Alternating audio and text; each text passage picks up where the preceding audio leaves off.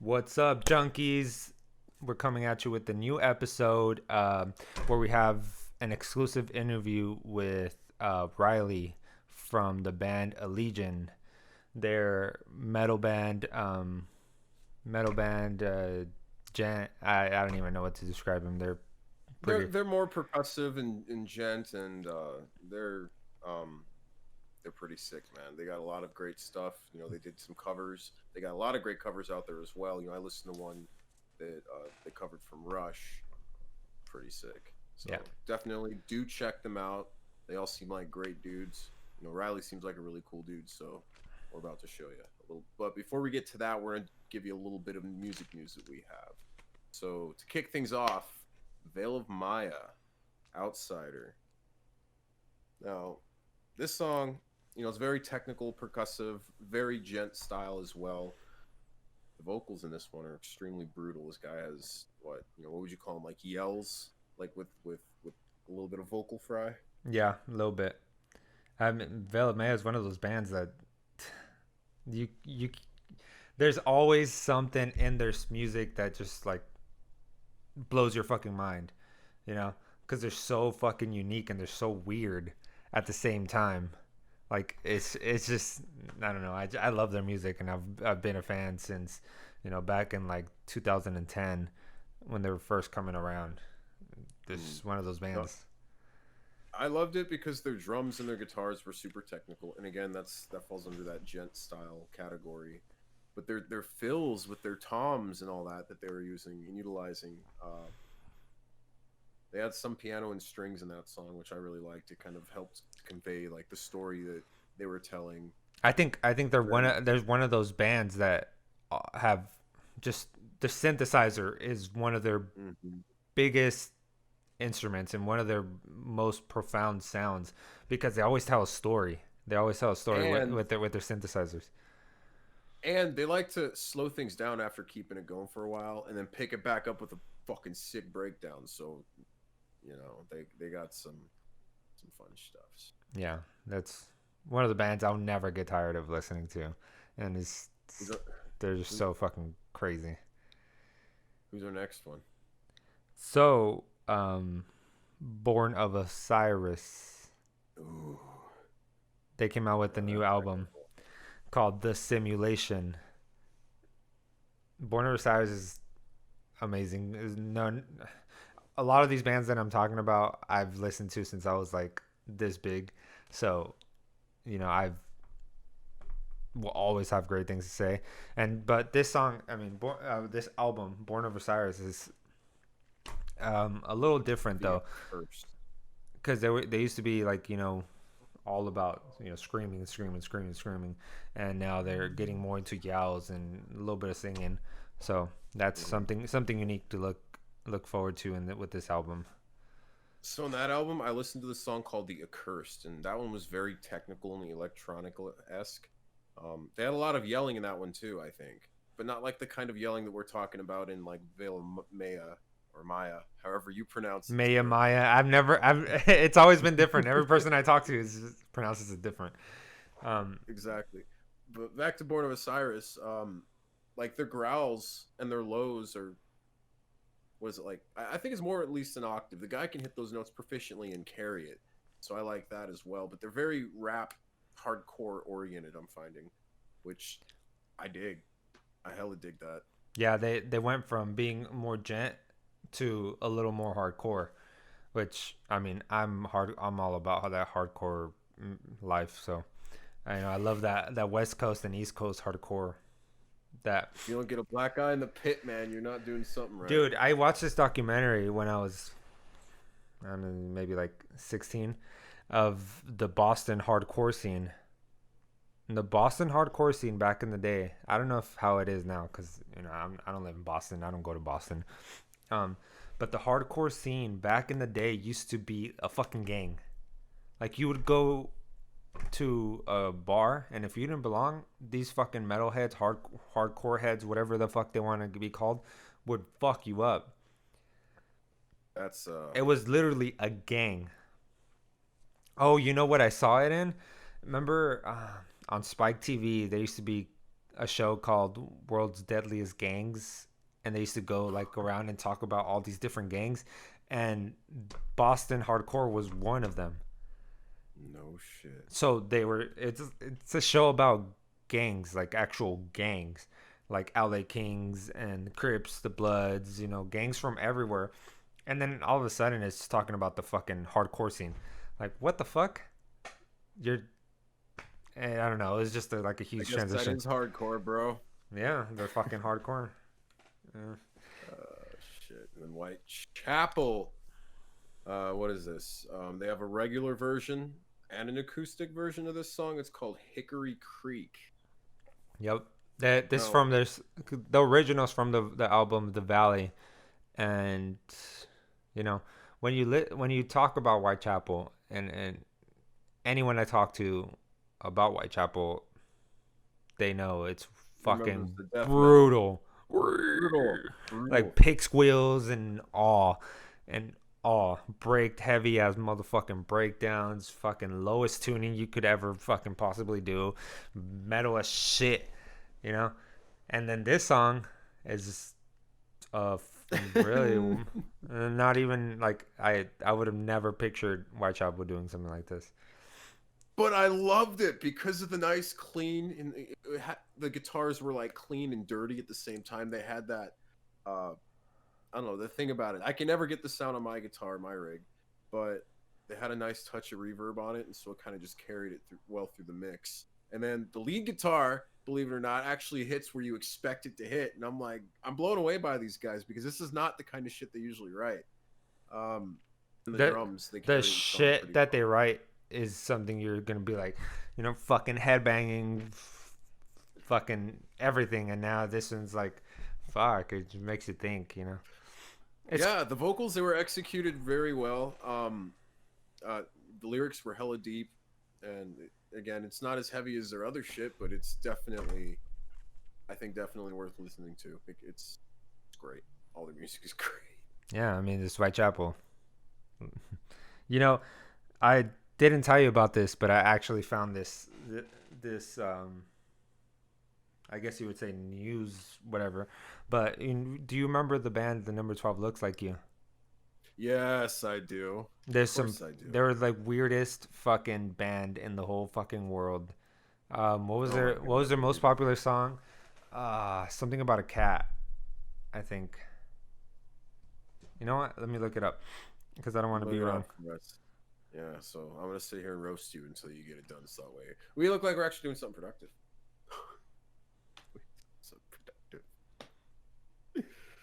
Anything I say can and will be used and held against me, right?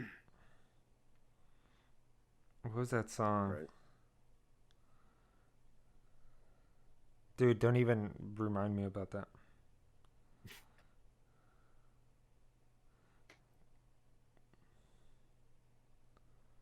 They had a lot of weird yells, guitar, offbeat, drums. It was just noise. Like a cat. I'd hear just like a fucking cat. That was it. That was the music video was just them screaming and like with the silhouette of them screaming with the white background. It was just the weirdest fucking music ever. I was listening to it when I was like 13 years old, just like, what the fuck is going on? What is this? What the fuck? You know? Now back then I was listening to a lot of Alessana or Chiodos and shit, you know, so it was a lot of clean vocals, and then I started listening to this fucking weird shit and I was like, the fuck is this? You know, but I loved it. But anyways, The Number 12 Looks Like You, they released an all instrumental album. No music. I mean no vocals, just music. No music. I'm gonna release an album of every track. There's no music, no vocals, no nothing. Make it 25 tracks and see how many people buy it. Of static white noise. That is not going to sound good for our listeners. I'm so sorry, you guys. No, you're not. No, you're not. You have another one for us, I'm sure, aside from The Number 12 Looks Like You. Oh, yeah, Behemoth. What the fuck does that even mean? Behemoth? No, the Number 12 Looks Like You, not Behemoth. We'll talk about them in a second. Um, I don't know. it I don't know. What would it mean?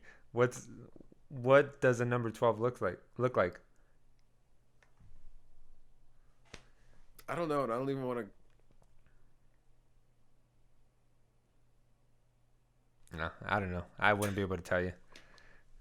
Behemoth. What were you saying?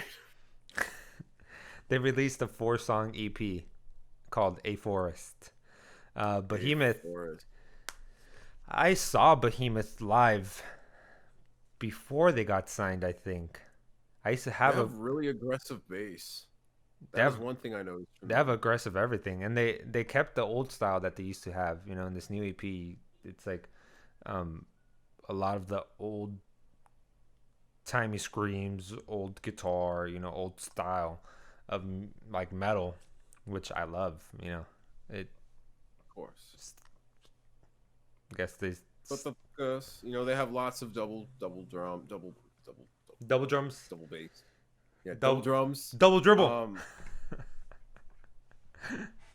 No, they have really interesting vocals in this this EP album of theirs. It's real dark and eerie, but it's good in all the best kinds of ways.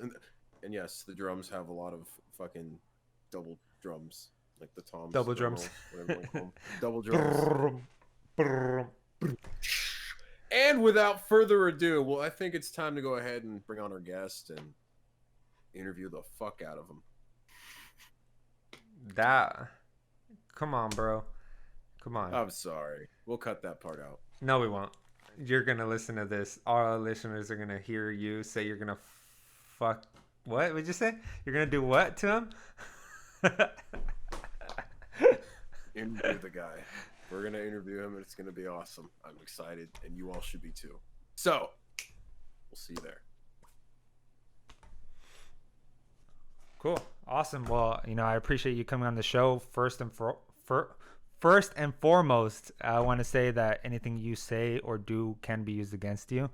I'm just kidding. Totally cool, man. Every day. Every day. So, I mean, kind of, we just want to see how you got started, you know, in the band, and, you know, how you got started in the music industry first of all. So, I mean, I've been singing like my whole life. I started singing like with a purpose, I guess, when I was like 5 or 6.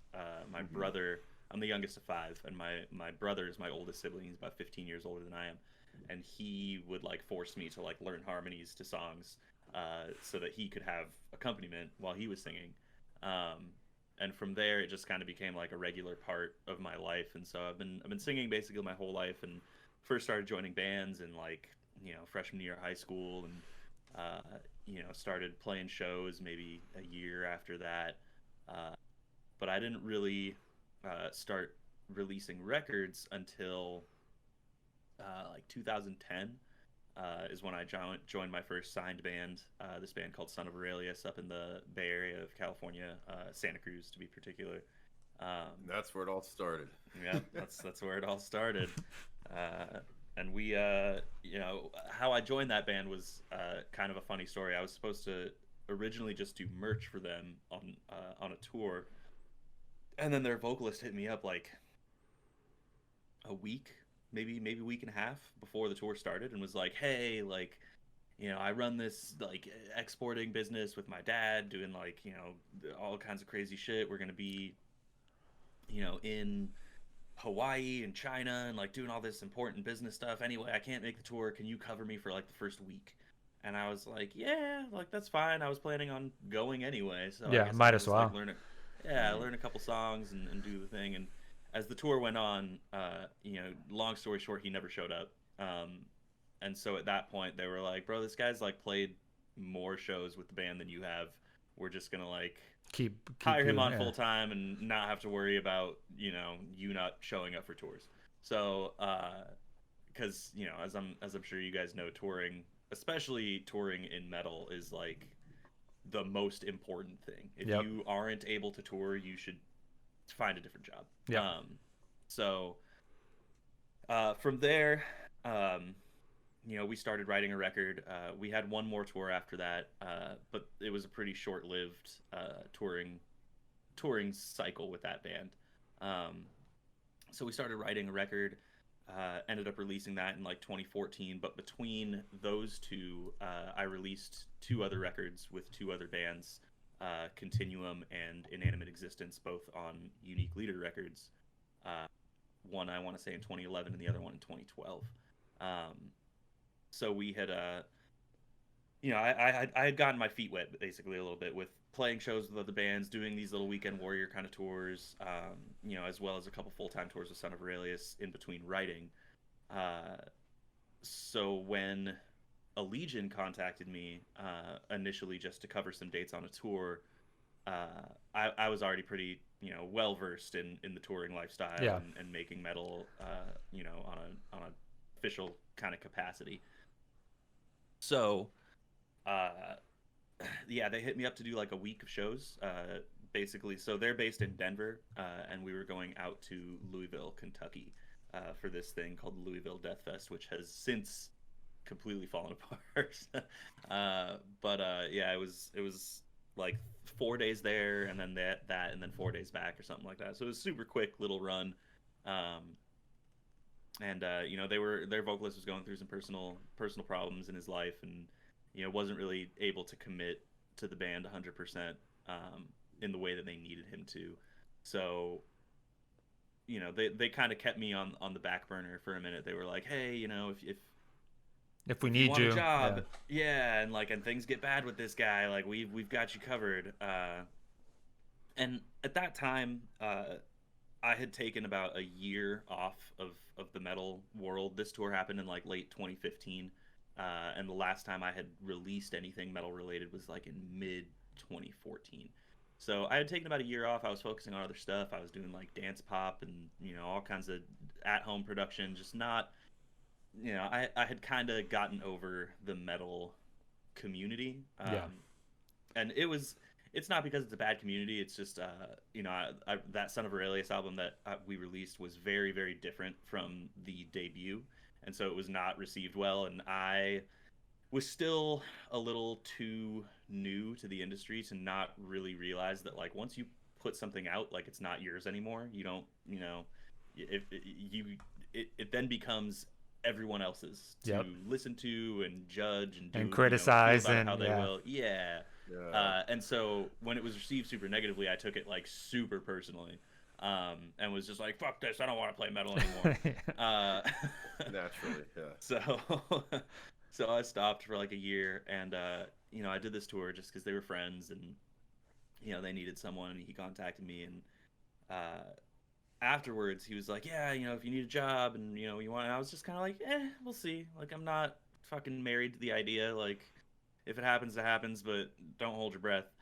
And then he hit me up like 2 days later being like, hey, so like some shit hit the fan, do you want that job? And I was like, sure, sign me up. So, fuck it. 5 years later and 2 albums, here I am still with Allegion. So yeah, that's the gist. Believe it or not, the short version of how I started and how I got to where I am with Allegion. Do you just do clean vocals? Mm-mm. You do everything? No, I predominantly do like guttural, screaming death metal stuff. But I also do a lot of clean vocals as well. Since I grew up doing clean vocals, I try to sneak it in wherever I can. But the metal community is not, unless you're the type of person who like has been there from the beginning doing both styles or doing just clean vocals.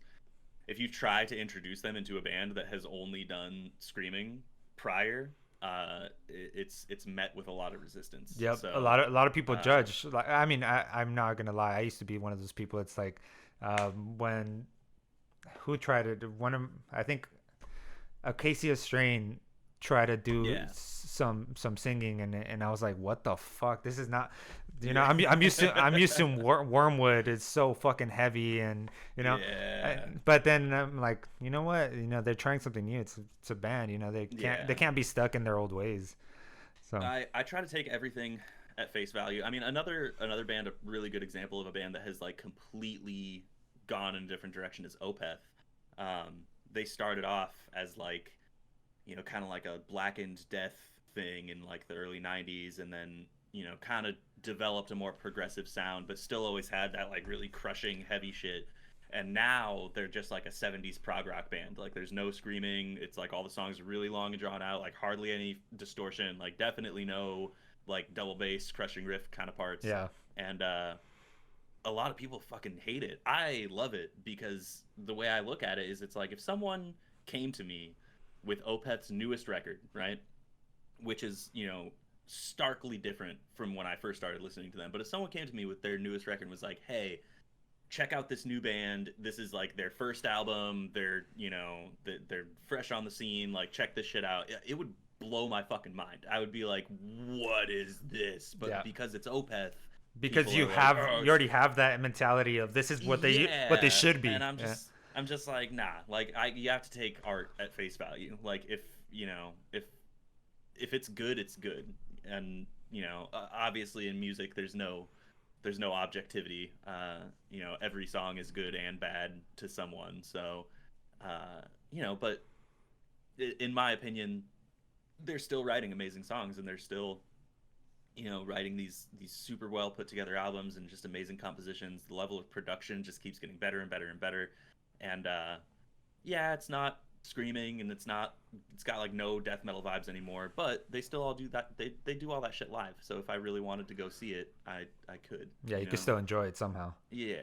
And the thing is like those old records are always going to be there. You know what I mean? Like it's not like just because they switched their style, they, erased all presence of the past like 20 years of their career. Like if I want to go listen to that older Opeth stuff, I still can. They're just not making stuff in that vein anymore. So I digress. Trying to introduce new styles can sometimes be kind of difficult, but I try to keep it pretty evenly balanced between my projects. Yeah. No. Gotcha. So you were there in 2019, right? Yes. Okay, so Exothermic Chemical Combustion. That was a song I was listening to recently. They kind of, so the black metal vocals, like that aspect right there. How do you get that, dude? That was sick as hell. Cause it's it's kind of a complicated process to explain. It's a lot easier to do than to say. One of those rare occasions, but it's just a combination of different vocal styles. With metal, you're predominantly switching between false chord screaming and vocal fry screaming.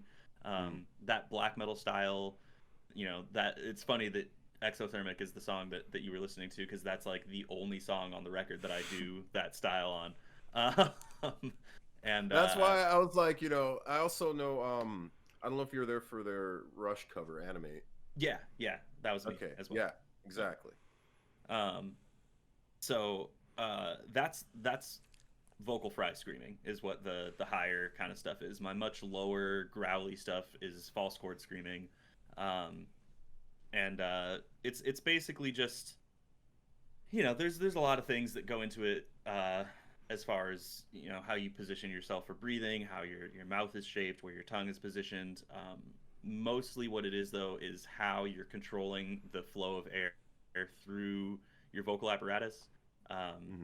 And into like your vocal mask, the like very front part, whether or not you're allowing any air to escape through your nose, how you're projecting, whether it's up or out, as far as where you're kind of like aiming the vocals, especially when you're recording it with a microphone.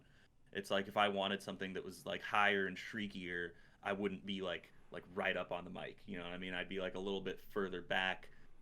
To kind of give that headroom, instead of just like dominating the capsule like I normally would for like lower stuff, when I really want to just get that like lower frequency and really lock in those like really nasty sounding growls and stuff like that. So there's a lot.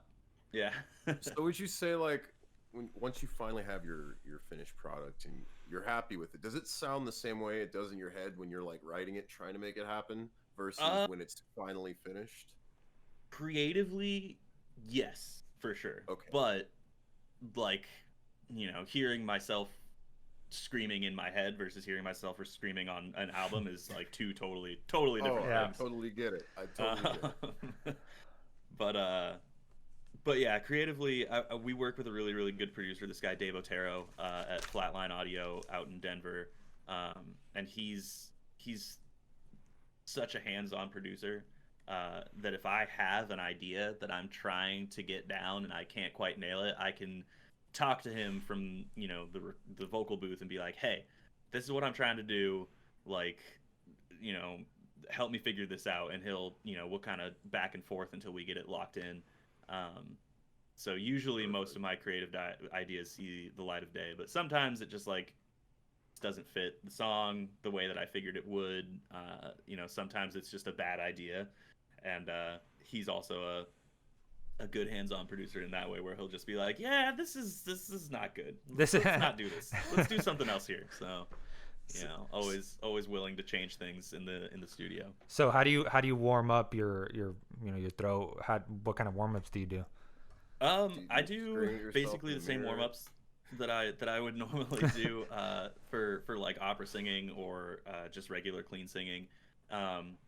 You're not really using your voice in any different way when you're screaming than when you're singing. So it's just the same kind of basic warm-ups that I do. I run a few scales. I do a few muscle loosening exercises like tongue muscles. There's like the la la la's and the ya ya ya's and stuff for the front of your tongue and the back of your tongue. And I'll usually do a few tension release exercises, like I'll massage back here behind my jaw and like down into here and do some like neck and head rolls and stuff just to kind of loosen up all the muscles that I'll be using when I'm singing. And then from there, it's just, applying a different technique. The difference between a sung note and a screamed note, as far as what you're using inside like your vocal apparatus, is pretty negible. I don't have to do like special warm-ups for screaming or anything like that. Yeah, it makes sense. So I know you said they're based out of Denver. Are they still there? So how does it work? Like, you guys writing music? Yeah, we're kind of all over the place, man. There's actually only one guy still based in Denver, and then I'm here in Southern California. Our bass player is up in Northern California near Sacramento, in a town called Tracy. One of our guitarists has been in Ottawa, Canada, for since like before the lockdown started. His girlfriend lives out there, and he was out visiting her, and then just locked down, travel bans and lockdown and all this shit. So he's just been out there for a while. But I think he plans on permanently relocating there within the next year anyway. And then our drummer is in Illinois, so we're like everywhere, completely remote. Yeah, we don't do anything in person outside of when we rehearse for tours. We all meet up in the Denver area and rehearse out there. And obviously when we're doing stuff in the studio, we kind of like cross each other's paths here and there. But it's 2020, internet.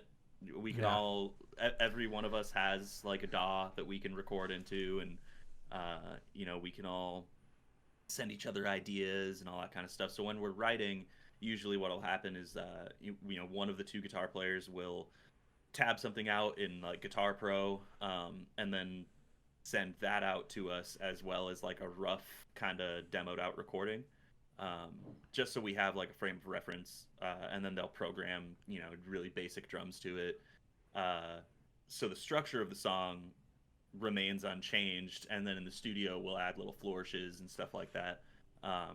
When we hit the studio, the songs are like 90 to 95% done, and then that last little bridge is gapped when we or gap is bridged when we when we're in the studio and working with the producer and doing all that kind of stuff. So it's a weird thing to get used to, for sure. Like when I first joined the band, I was definitely used to all right, let's go to the practice spot and jam and rehearse and work out some ideas and stuff. But honestly, now that I've been doing it this way for so long, I like couldn't do it another way if I joined a It band in seems Southern so California. practical doing it like that because for a while everyone was just. I remember being in a band with Mario. Oh my God. Stay at a house and We would practice. Well, we would practice in a small little bedroom. It was like a 12 by 12 bedroom. We had the drums, amps everywhere. Like there was people just watching us practice, and fuck, it was just a clusterfuck. Yeah, dude. It was fucking insane. Even if you have like an isolated space to practice, like it's so difficult to get everyone on the same creative page. Yep. And you know, if I could take all the hours and hours and hours that I've wasted in my life just sitting in a fucking practice spot, like listening to someone just like go off while the rest of us are like, hey, so are we gonna like write something, or are we gonna like what's going on here? Like if I could take all those hours and put them towards like independent creative process, I could have like a full-on fucking discography. So it's just, you know, like I said, now that I've been doing it this way, I don't think I could ever go back to the whole like standing in a room just like listening to people hash out ideas and trying to give creative input that way. Once in a while it's good. Like Allegion will do these like writing retreats where we'll, you know, spend a week with each other just pretty much isolated from the rest of the world, but we'll come into it with like lots of ideas and like lots of stuff already written, so that it's like, all right, this is today is your day, like let's go over some of your ideas, some of the stuff that you've written. We can give some creative input, we can edit the like guitar profiles on the fly, and we can kind of structure something out of something that's already pre-existing. It's never just like, all right, let's go to band practice. And you have a blank page. Figure it out. One like, guy writing all the songs. No, never happens that way. So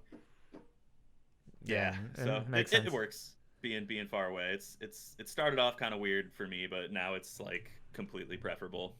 Yeah, that makes sense. And you know, like we're doing this podcast all remote, so it just seems so easy to just be, you know, doing your own thing. And you know, you're from here originally, from Escondido, Southern California, so it's, you know, makes sense that you want to be here and they want to you know, they want to be with their families or whatever the case is. And so there was a minute where I was like considering moving out to Colorado into that area, but Denver is just as expensive as any major city in California to live. So I was like, man, and it's cold as hell.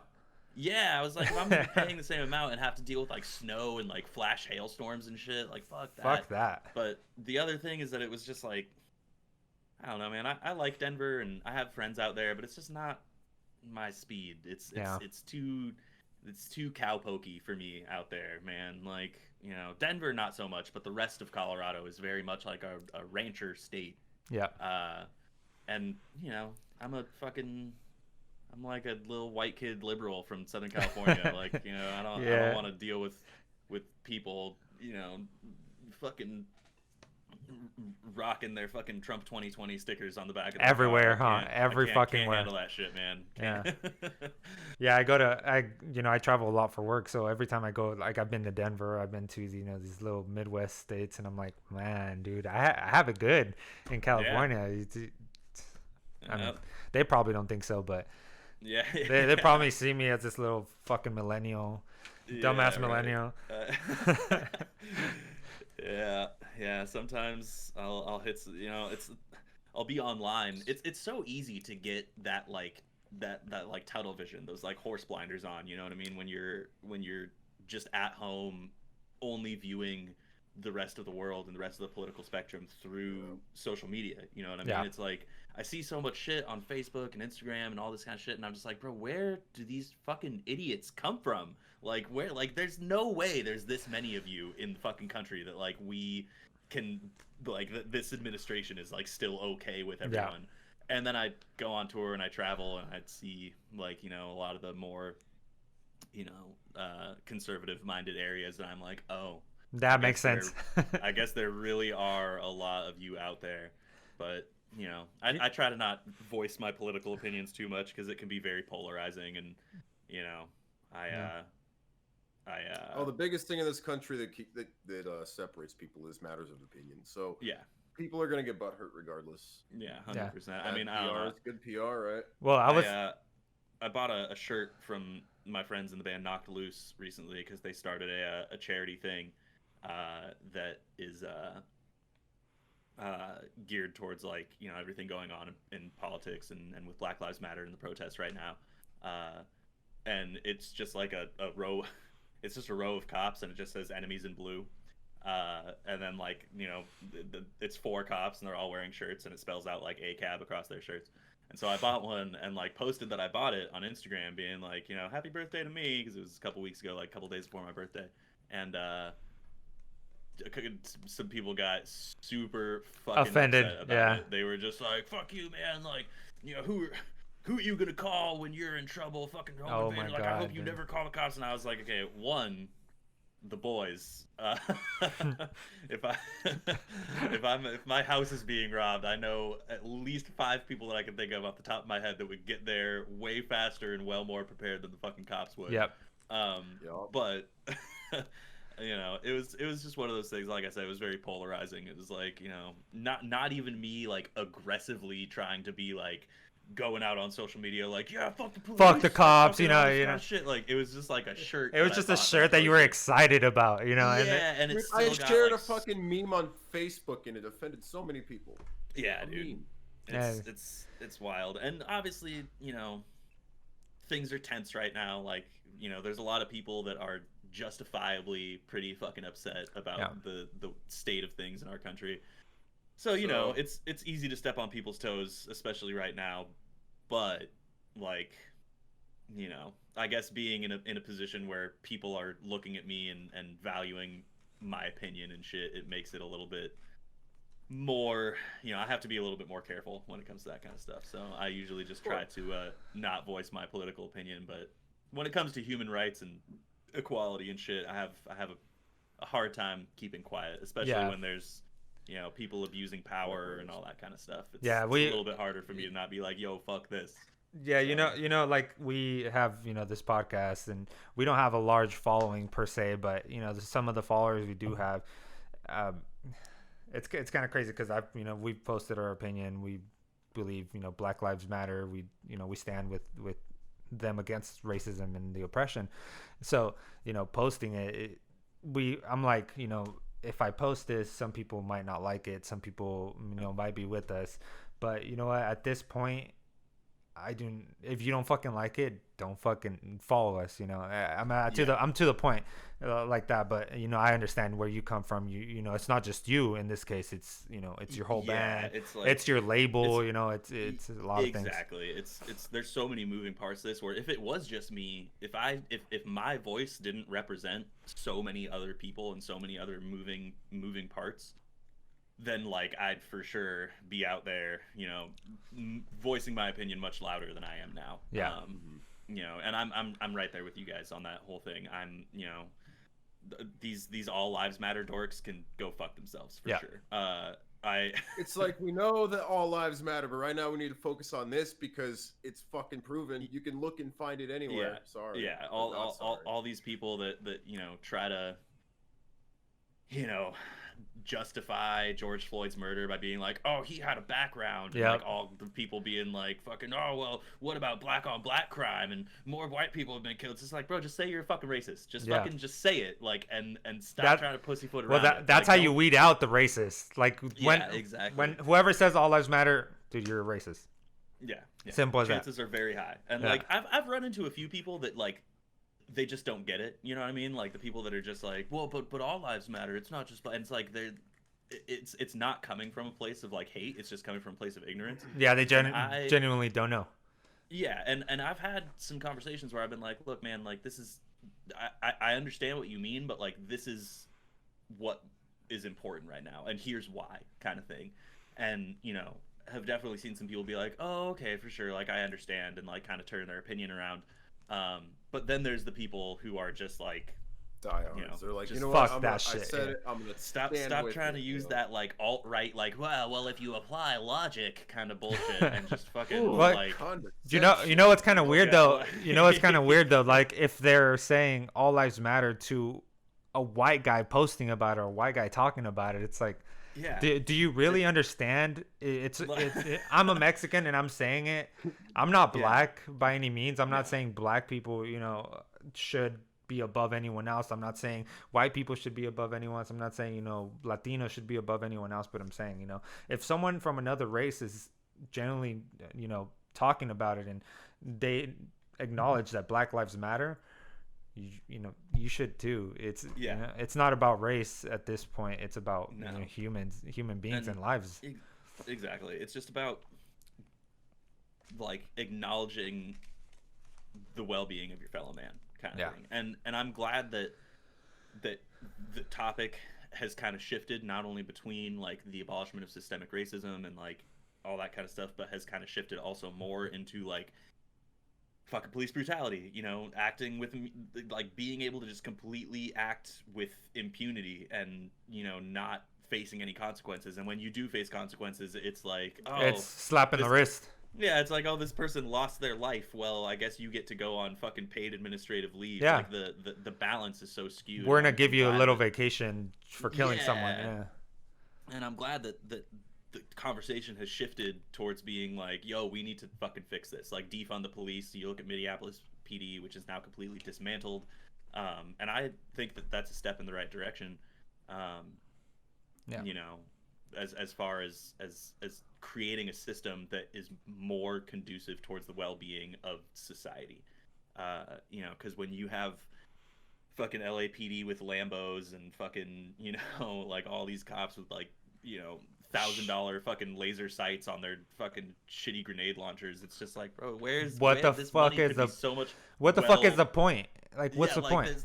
It's just a waste they of money. Give us shitty ass handguns and carbons with a fucking fin grip that we can't even hold on to the right way. And they're like, oh no, we got fucking full autos, we're ready. It's like, bro, like, what is the point? Like, it's just such a waste of fucking money. And it's the kind of thing where it's, I feel like if cops were less overburdened by like, you guys are the one group of people that need to respond to fucking everything, then their behavior would be better. It's the kind of thing where it's like, bro, if I'm on tour and I'm, constantly stressed out every day for 30 days at a time, by the end of it, I'm gonna be a real piece of shit. Like, I'm gonna be like super fucking irritable. Like don't fucking bother me. Like, I'll find the stupidest shit to get mad about. Imagine, spending years of your life being the only person that people call for every single fucking emergency. Like, that shit has to wear down on you mentally. Yep. And like, obviously I'm not making an excuse for shitty cop behavior and police brutality and shit, but like, when you look at it from that like sociological, psychological, human perspective, it's like, bro, like, of course you have these people that have these fucking breakdowns and, just beat the shit out of someone for no fucking reason, because it's like, you have this incredible amount of stress and strain that comes along with that job. And if you made it so that it was like, all right, cool, we have a team of first responders for mental illness. Cool, we have a team of first responders for, home invasion, which is like the regular cops. We have a team of first responders for suicide attempts. We have all this kind of shit where you could just divvy it up into people who are more well-equipped to handle those particular situations. Then like, you finally have a system in place that actually works. Because it would give everyone better training. We're gonna train you in just this, so you're not so broad, and then you don't know. You're just like kind of good at everything instead of being great at one thing. Exactly. And we don't need a bunch of fucking jacks of all, masters of none handling the most dire situations in the human experience. Exactly. And it'll create tons of new jobs, tons of economic opportunity for people who it's like, oh, well, I spent my college career studying, criminal psychology, and now I have this one career path that I can go down, and like, that's it. If I don't get this job, like, my college experience was completely wasted. And it opens up doors for those kinds of things where it's like, oh, okay, cool, you studied psychology, you can either be like a couch therapist or work in an office, or you could be a family counselor, or you could be like a police first responder for these like emergencies with people who are having psychological breakdowns. Like, you could talk someone down off a cliff kind of thing. And, creating those opportunities for people who have the expertise is, in my opinion, a good thing. A better thing than having someone who has no fucking idea what to do in that situation just showing up and being like, good, don't kill yourself. Like, if you try to kill yourself, I'll shoot you. Like, it's just On the fucking, floor, maggot. You know, Yeah, like, it's so fucking goofy, man. If Like, you jump off the cliff, I'm gonna shoot you before you land, so you're dead before you land. so dumb. So your limp so body dumb. just hits the ground. Yeah. Anyways, Yeah. let's go back into the music. So, no, this was great though. I'm like, hey, I don't usually voice my political opinion, but But my thoughts. here's I'm what I gonna go fucking for think. 20 minutes. I appreciate the fact that you did. You know, you're a good guy. You have a clear level head on you. You know, you have understanding, which I'm finding a lot of people don't, and it fucking sucks. yeah, It blows my mind. it's kinda And sad. that word, ignorance, Yeah, everywhere, dude. Yeah. rampant, running fucking rampant for sure. All So- right, so music. So what's your favorite place that you've ever played or toured, or the best city? There's a few for sure. In the States, I love playing there's so many. So I mean, Chicago is always amazing. Chicago's such a good time. We have tons of friends out there. The crowds are always super sick. Playing in New York is amazing, even though I hate being in New York. Yeah, New York It's, sucks. just- dude, I hate it, man. It's I not hear the my traveling's place. real fun. But I love playing in New York. Love playing in Chicago. Well, Canada. Chicago's one of your top. You have the most fan base in Chicago. Yeah, I saw that, and Florida. Yep, Chicago and Florida for sure. And Florida, the shows are always kind of weird because there's only like a few places that still do metal out Metal, there. 'Cause yeah. It's predominantly Hip hop, pop. not a metal scene. EDM, for yeah. sure. So those shows can be kind of hit or miss, but Chicago always fucking goes super hard. New York is super awesome. Canada, like really anywhere in Canada, is always fucking amazing. The concert mentality out there is super supportive and really gratifying to be a part of. So is the stereotype true? Is everyone super fucking nice in Canada? Oh yeah. Dude, I'll never forget this one time. This one time we were driving, and like we were kind of lost, and we were on some like narrow streets, and this dude was behind us, and he was just like laying on his horn, just like over and over. And I was like, bro, if this guy does not get off his fucking horn, like I'm about to fucking park this van in the middle of the street and go whoop some ass, like. Just Road super rage to the aggressive max. American mentality, and we kind of slow down, and he's like honking, and he like pulls up alongside of us, and I was like, oh dude, this guy's fucking asking for it, like he's trying. And What the I fuck roll do out you my want? window, and I'm like, what's up, dude? And he's like, oh hey, sorry I was honking so much, I just want to let you guys know that one of the running lights on your trailer is out, you might want to stop and get that fixed. And I was Oh like, my oh, god, dude, I feel dude! like such a dick. What an Like- asshole! Ah, what a humbling moment. It's so God. crazy because it's like it's just such a different, that American aggression that it's like you take everything as a threat. You know what I mean? Is just not present up there. And if it is, it's such a small percentage of the people that it's like, if I wanted to tell somebody something on the road in California, I just wouldn't. I'd probably just be like, oh, that guy's taillights out. I guess he's fucked. Like there's like, Yep, he's gonna get pulled over. yeah, but there's like that aggressive kindness up in Canada that I was just like super not used to. So yeah, Well, that- definitely true. That's why. Everybody is That's very why they nice up listen. there. That's why they listen to metal to get all the anger out. Yeah, that's right. That's why they're such supportive metal fans. They're just sitting in their car raging, so that when they get out, they're just like, oh hey, how you doing? Yeah, like that. Like that Monsters Inc. Movie or Monster University where the mom is listening to heavy metal, and she's just the nicest lady ever. Yep, that's exactly it. Fucking Agretsuko all over the place. But yeah, it's that as far as the North American landmass, those are probably my favorite places. I love playing in London is always super cool. The cities of Porto in Portugal and Milan in Italy are both amazing places. Every time we're out in those areas, I try to like take as much time away from the venue as I can just to experience the surroundings because they're such beautiful cities and have so much to offer culturally that I try to soak it all up. The thing about touring that I'm sure you guys have talked with other musicians about, but a lot of people don't really know, is that it's like I come home from tour and people are, especially when I'm like overseas, and people are like, "Oh my God, you went to all these crazy places. Like, what was Munich like? What was Ireland like? Like, what was?" And I was like, "Bro, like, I don't know. I don't know what those places You were don't have like. too I much. spent, You don't have I time. went there to yeah, work.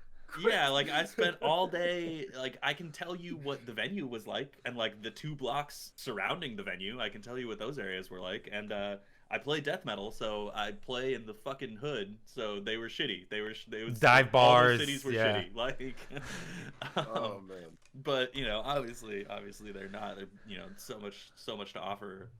Like I said, culturally and all that kind of stuff that I try to get out and soak up as much as I can when I can. But it's hard. 90% of It's the time, hard. it's like, you know, I'm either in the van on the bus, you know, in the venue, or like walking around looking for food, like within the immediate vicinity of the venue. There's not a lot of tourist time, and even on days off, you know, those are usually travel days. It's like when you get a day off on tour, it's because you have to drive for 20 hours. Yep. So yeah, not a whole lot of tourism going on, but in certain cities, I like to try to, you know, take off as much time as I can and really soak it up. Yeah. I've never played in Japan. Really want to go over there, because I'm fucking weeb trash, 100%. If I could like go to Tokyo Tower and hit that fucking One Piece room, I would be happier than a pig in shit. I'd just like, oh my god. So sick. So I'm gonna assume you're a K-pop fan. So I really like the K-pop community, but the music is a little aggressively upbeat for me. I could see you with the K-pop shirt, you know, Dude, all kawaii and everything. So I'm gonna show you guys something real quick. I'm gonna walk away for a second. So our last album is called Apoptosis, right? And someone made a joke about how like I'm a total weeb, and they were like, "Oh, you know, more like Kpoptosis, right?" And I was like, "Ha ha ha." Oh Make my it into a god. shirt. And oh god, where is it? It's in here somewhere. Some beautiful human being took it upon themselves to make a Kpoptosis shirt. Where they basically just put all of us on Kpop. Oh, jeez. God, if you're streaming this, And you need to watch the video. I've never been happier with a shirt design. Oh So, God, that's the only that's one. fucking in hilarious. existence. Yeah. Oh, so Apoptosis, going back to that one, Yeah. that's a lot of people's favorite album, because I read somewhere that that's kind of your defining album.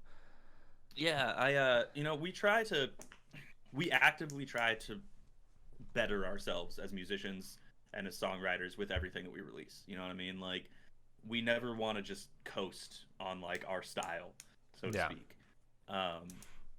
So I like to think that when we release new records, it's always going to be better than the last one. And since Apoptosis is our newest record, you know, I would hope that it's our best one, kind of thing.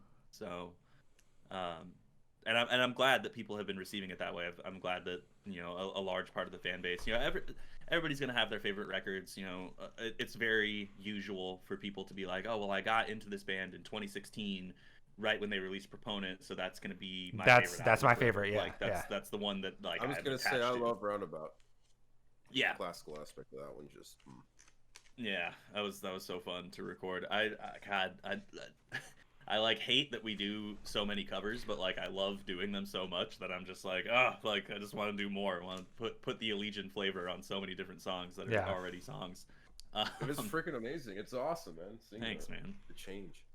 So yeah, it was a lot of fun doing that one for sure. But yeah, Apoptosis is I'm really proud of that record. It was a very difficult writing process. We were doing lots of touring, and it was definitely a different, you know, set of circumstances for us as professionals and as individuals. We were all going through some you know, difficult times in our lives as individuals during the writing process of that album. So it was very cathartic to finally get it out there, and I think that because of that, I have a little bit more of an attachment I love to that to record. it. Yeah. Yeah. Well, I'm glad you got out of whatever issues you were going through. Yeah, yeah. You know, it's being gone all the time can put some stress on everyone's life in one way or another. You know. So, are you doing music full time? Is that like your full time career? Yeah, yeah, pretty much. I mean, now that we're in this like downtime period, the pickup point for touring, which is how we make all of our money. Yeah. Pretty much. The pickup point for touring is looking more and more like early next year. You know what I mean? Like first quarter, March, April-ish of 2021. So I'm doing some other stuff in the meantime. I'm in the process of starting up a video game publishing company with a friend of mine. Trying to stay busy, doing as much as I can to still generate income, using what I've got as far as my tools go. I used to do a lot more Twitch streaming than I do now, but that was also kind of like a supplementary source of income for a while. On your off time. Yeah, totally. There's always little side hustles, but it's usually directly tied into the band and music in some way, shape, or form. So this video game publishing thing is a new step for me as far as something that's like pretty much unrelated to what I normally do when I'm not doing music. So yeah, that makes sense. So I got one final question. Yeah. Who are your inspirations? When you're listening to music, who are your favorite bands? Oh God, there's so many. So it really depends. I listen to a lot of different music. I never really pigeonhole my tastes into like, oh well, I'm a metal guy, so I only listen to metal. Metal, yeah. I listen to a lot of kind of like underground, like alt pop stuff. I listen to a lot of like kind of more like trip hop influenced stuff. And then I obviously do listen to metal as well, but all those things kind of inspire me in different creative spaces. If I'm writing lyrics and I want to write something that's like a little bit more, introspective or profound or whatever, I'll generally listen to, like underground rappers, like, soul and, even not rappers, but like people like Baths is, another one really fantastic lyricist. Sun Lux, incredible lyricist as well. This old band called Anathallo that broke up a long time ago, but has, really, really good writing and all that kind of stuff. If I'm trying to write music that I want to be, more in like a chilled out headspace, I'll just listen to like lots of lo-fi hip hop and, dudes like Nujabes and God, who's the one I'm thinking of right now? No idea, stuff like that. If I'm just listening to something to vibe to and like, get into that like pop headspace, I listen to lots of like Sean Wasabi and Mathematica and all kinds of stuff that's just, very, very different from what I play and produce and put out into the world. Yeah. Mathematica is a little more gothic pop, right? Yeah. That's kind of her vibe. Yeah, I love her shit. It's rad. I try to get her on the show. yeah, no, she's super sick.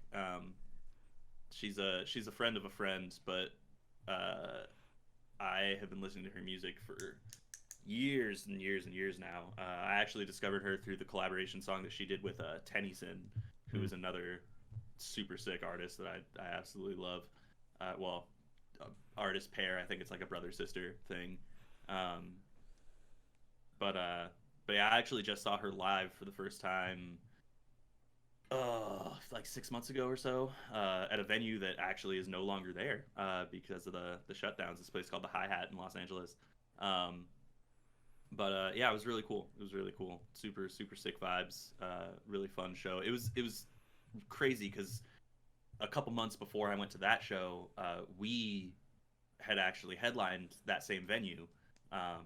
And it's so crazy seeing how different that room felt with a metal audience versus a pop audience. Yeah. You know what I mean? Like You know, it's night and day. very much two different worlds Yeah. for sure. But it was still a lot of fun, and I think she just released a track like yesterday, day before, something like that. That is super sick as well. Awesome. So yeah, Sweet. but yeah, I listen to all kinds of stuff. I mean, as far as metal goes, I've been listening to a lot of Altar and a lot of Ulcerate. I've been listening to a lot of the Shadow of Intense newest record, Melancholy. You know, I've been putting on the deathcore playlist a lot more than I usually would because I've been working out at home.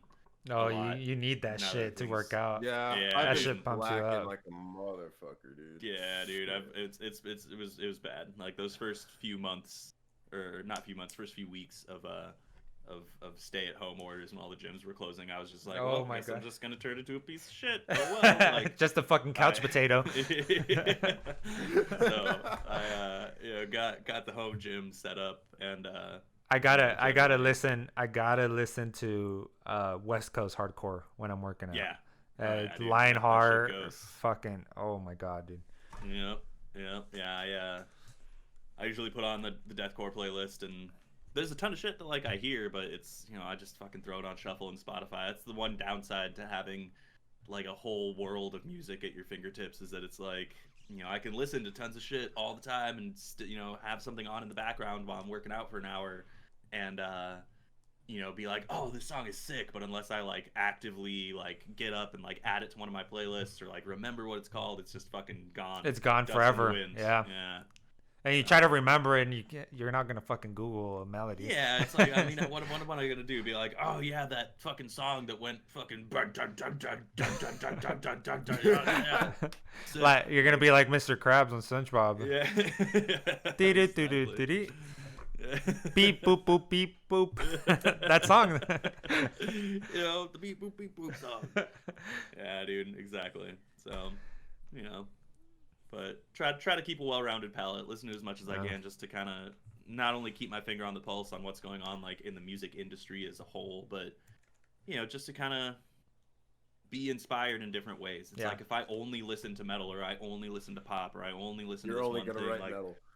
yeah, you know what I mean? And it's going to become stale, and it's going to show in my writing process. It's like if I have those other influences to pull from and kind of creatively incorporate them into something that's not necessarily a metal thing, then It makes it it's unique. It makes your lyrics, your melodies, everything. It makes it unique rather than just very close-minded and exactly. Yeah. Exactly. That makes sense. So, yeah.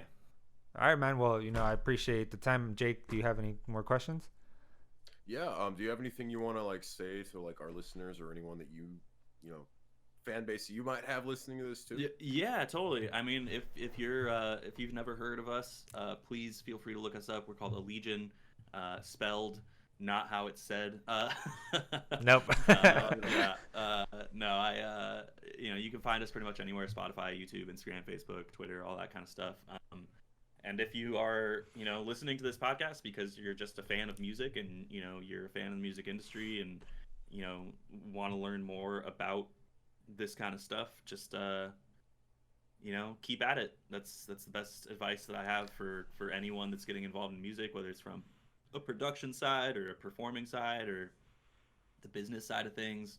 You just gotta do it for the love, and keep your nose to the ground for as long as it takes, and eventually you will see your hard work come to fruit.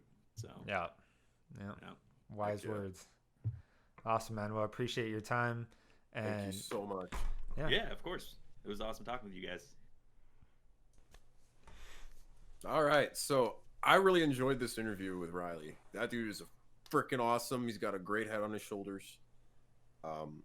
He's obviously got a lot of great political views. Like I said, he's a well-rounded dude. He's great at vocals. He's funny. I'd have a drink with the guy. yeah. He's a great guy. I mean, Allegiant is a great fucking band.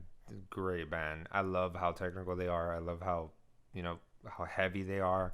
But it's just, they're all around great musicians. And I Mhm. think, you know, if you haven't heard them, And it's really interesting how he said that they all like collaborate and do all their work. You know, they'll do it all at home, living their own lives and together, do their thing, and then they'll actually produce some great stuff. And I guess I forgot to ask him. I've already asked this in a previous podcast with someone else, but you know, how often he thinks a good musician should be releasing music. You know, just to get another perspective. Maybe if he watches this and wants to chime in on that, that'd be great. You know, but that's it. I just found it crazy how a band is not living anywhere near each other. They're all living in different states, and one of them is even out of the country, and they still manage to make music and tour and keep, you know, connected, which is, I think, is freaking insane. But I mean, I think so too, and it's all about that collaboration aspect. And I guess every musician should have some kind of digital audio workstation to be able to record their ideas and send them off. with technology now, I mean, you could do anything. You could do fucking. If you have an iPhone, you can do GarageBand on your phone, get an iRig. Well, hook up a freaking I mean, condenser. look at us. We're doing a podcast remotely, and we've been doing interviews remotely for what, maybe 2 months now? Give or take. Yeah, I think, what is this No. episode? This is episode 14, so this is 14. Yeah. we've already been doing it for like two. My math is no good. We have something come out every single week on Monday. So A lot of motherfucking episodes. 14 weeks of this. Oh my gosh. Of quarantine, because that's around the time we started. We started like a week after lockdown started. About Yeah, give or well, May something was our first episode, and I'm sorry, but my memory's shit, so I can't remember anything. I But- can remember something only because something happened before we did our first episode. What? But that was a life-changing thing for me. I'd rather not talk about it. You know, we're all in better places now. Oh yeah, Some of yeah, us. yeah. We're good. You know, we love doing this, and be sure to check out our next episode. We have some great news coming up, and like us on Facebook, Instagram. I guess we have a TikTok now. I still haven't ran What it. you made? Okay, I didn't. My I girlfriend forgot did. about that. My girlfriend's managing the TikTok. Follow us on Bless her TikTok, heart. and that's it. Stay tuned for dancing videos. And if you don't watch us on YouTube, you just missed my dance. You just missed it. You just All right, guys. You guys have a great rest of your week, and we'll see Take you it next easy. week.